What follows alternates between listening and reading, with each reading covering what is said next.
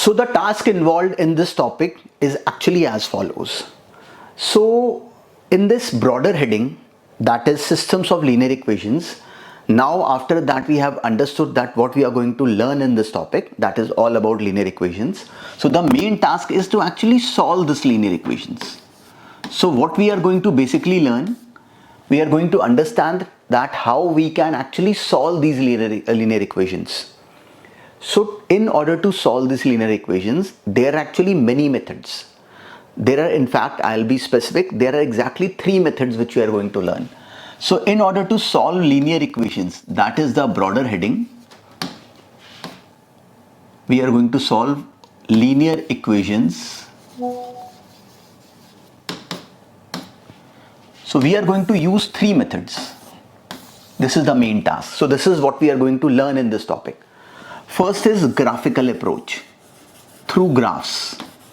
Graphical approach. First method is through graphs. So one method which is actually very simple, in fact all the 3 methods are very easy. The first method is the graphical approach. So we are going to understand that how we can use graphs to solve linear equations which are given to us. So after that we are just going to get into that heading only, but I'll just first list down that what are the methods to solve. So first method is the graphical method to solve linear equations. Second is the substitution method. Substitution method, that is again very simple and we are going to do this as well. Substitution method. And the last is the elimination method. Elimination method. By eliminating something, as the name says, but what does it specifically means, we are going to do it obviously. So these are the 3 methods in order to solve linear equations. So in today's class, without wasting time, and what we are going to do is actually very simple, and after me telling you, you are going to solve so many questions by yourself in today's class. So the first part which we are going to start with is how to solve linear equations using graphs. So the first topic which we are going to do is the graphical method. This is the first method which we are going to discuss, that is the graphical method. So now just understand first of all, how am I approaching this very basic thing. Look at this. So now in order to understand the graphical method, actually we have to understand a new name, that is the axis first. Axis in a 2-dimensional space. So by 2-dimensional space, we can clearly understand from the name itself that we are talking about something which is in 2 dimensions. For example, this board. This plane is in 2 dimensions. There are only 2 dimensions to it. For example, if I pick any other object, just look at you or you look at me. We both are actually 3-dimensional objects. We have a plane structure and we also have a third axis. That is actually which builds us. Anything which we are seeing around us in the world, they all are actually 3-dimensional objects. But at this moment, we are talking about a 2-dimensional plane, something which is in 2 dimensions. We can see only this dimension and this dimension.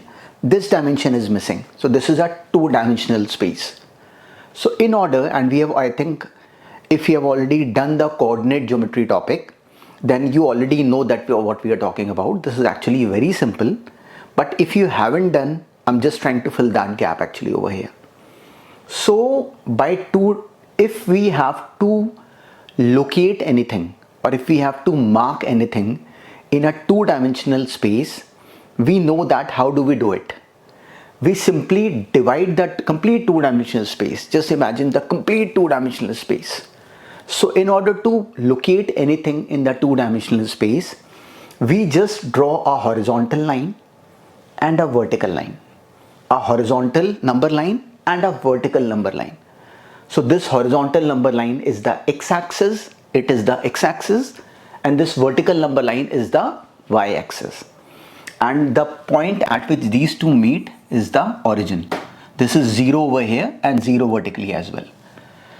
So if we have to mark any point, if we have to locate any point, like let's say for example, if I have to tell my friend that I'm standing over here, let's say over here. So I'll just tell him that instead of telling that just move horizontally 4 and vertically 3, horizontally 4 and vertically 3, I'll just tell him that I'm standing at 4, 3. I'll simply tell him that I am standing at the point 4, 3. And if you notice that I have written the x coordinate first and the y coordinate afterwards. And this is a standard way of denominating, this is a standard way of donating any, marking any point, which is always in the format of x comma y. First the x coordinate is to be written and then the y coordinate. So let's say if some point is over here, so this coordinate would be -3, 1, because it is moving on the left side. Right side x coordinates are positive, left side x coordinates are negative, upwards y coordinate are positive and downwards y coordinates are negative. So we can locate that this point is -3 because it is on the left side, but it is vertically up, so y coordinate is positive. So this is -3, 1. So subsequently we can mark any point in this plane anywhere. So in order to understand the graphical approach, it was important that this understanding should be there. So now comes the task of just looking at how does a linear equation can be solved graphically through this approach. So the first task is actually to first of all we should be understanding that how does graphs comes into the picture while trying to solve a linear equation.